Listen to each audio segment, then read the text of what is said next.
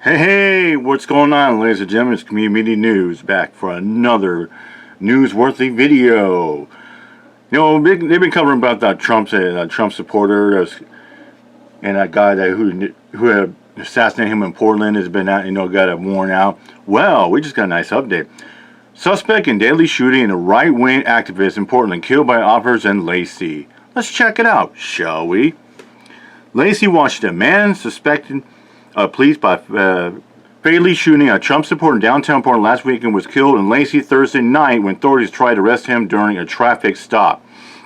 A spokesperson for the Pierce County Sheriff's Department said officers responded to a home in Lacey to find Michael Reinoehl, 48, a suspect believed to be involved in August 29th fatal protest shooting in Portland. Federal agents from FBI and the U.S. Marshal Service had located Reinoehl after a warrant was issued for his arrest.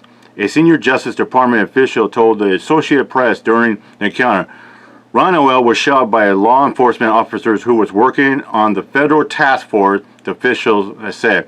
The official could not discuss the matter publicly and spoke to the AP on condition of anonymity.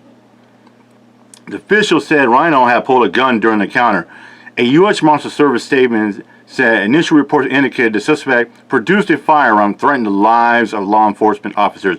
The U.S. Marshal Service Fugitive Task Force, comprised of deputy marshals, other federal agents, and local law enforcement officers from a variety of agencies, are responsible for apprehending violent felons and other wanted suspects.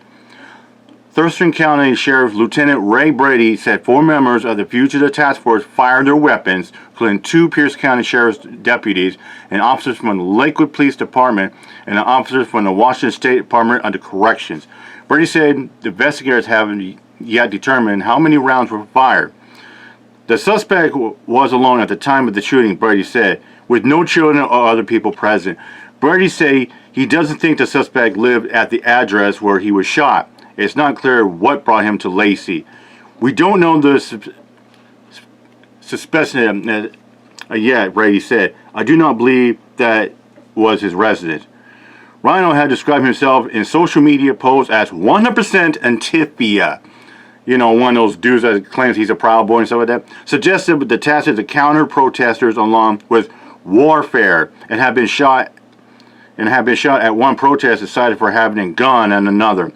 Police cited Reinoehl on July 5th on allegations of possessing a loaded gun in a public place, resisting arrest and interfering with police.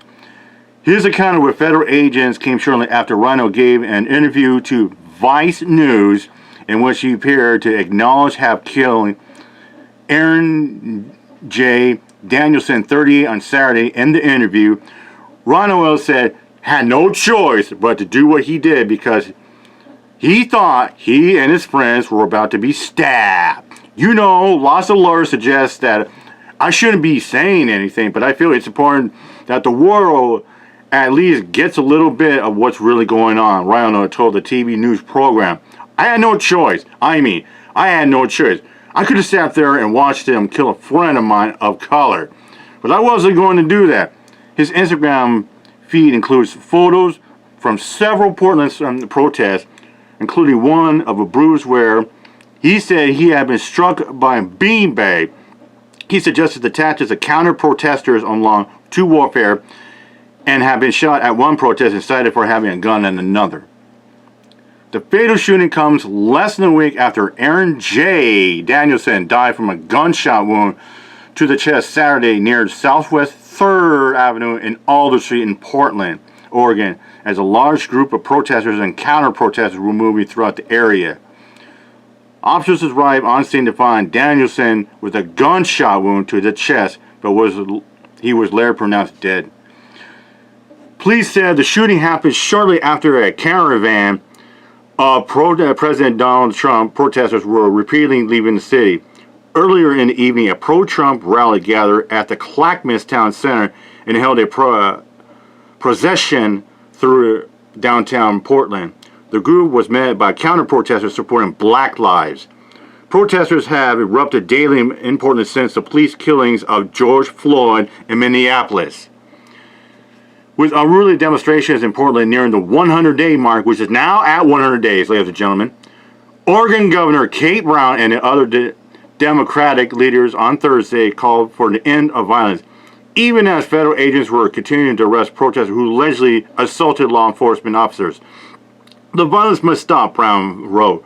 There's no place for white supremacy or vigilance in Oregon. All who perpetrate violence, crimes must be held equally accountable. The statement does not single out the small minority or left-wing protesters who have been setting fires, vandalizing buildings, and throwing objects at police. But Brown spokesman Charles Boyd said it is a collective call to action for an end to violence in Portland and affirms that those who commit violent acts must be held accountable. Kind of like what people were doing in CHOP in Seattle. I mean, how long was that going for, ladies and gentlemen? Oh, I remember that was going on for like a month now. Now finds out what did the PD do in that area? Yeah, they boarded up their precinct because the people who are doing all this property damage, they're literally informing stuff in the damaged buildings, stuff like that. So it's not just going to Portland, it's been going to Seattle off and on the last couple of months. Anyways, back to this. Brown's condemnation of violence was also signed by almost 24 state and local politicians, a host of organizations including the local NAACP chapter and the city's professional sports teams, the Trailblazers NBA team, the Timber soccer team, and the Thorns women's soccer squad. Kind of shot that Winterhawks and get on the WHL team.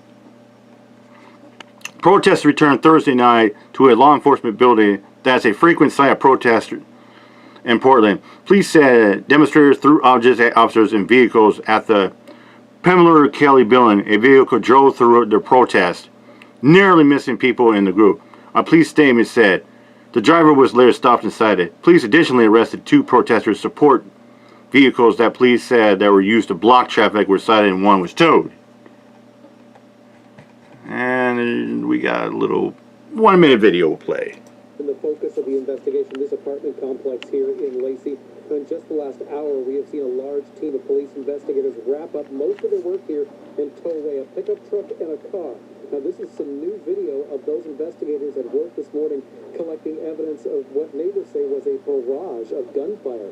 Right now, we don't know if it was just police shooting or if the man they were looking for opened fire on cops after they confronted him in front of a townhouse here in the north end of Lacey. The Pierce County Sheriff's Office, which has had members on this task force, confirms they were after the man who killed Aaron J. Danielson after a pro-Trump caravan rode through Portland to counter protests going on there. And the Associated Press is reporting this morning that the man killed by the task force is 48-year-old Michael Reinoehl. Again, that's the person that the task force was looking for. They found him here, and what exactly went down after that is still unclear, but neighbors are telling us there was a whole lot of gunfire, and one man is dead. At this point, exactly how it all started, the exchange of gunfire, if there was an exchange, maybe it was just police shooting, or possibly the person they were looking for started shooting at them. That we don't know yet, and that's hopefully something we'll find out as the day goes on.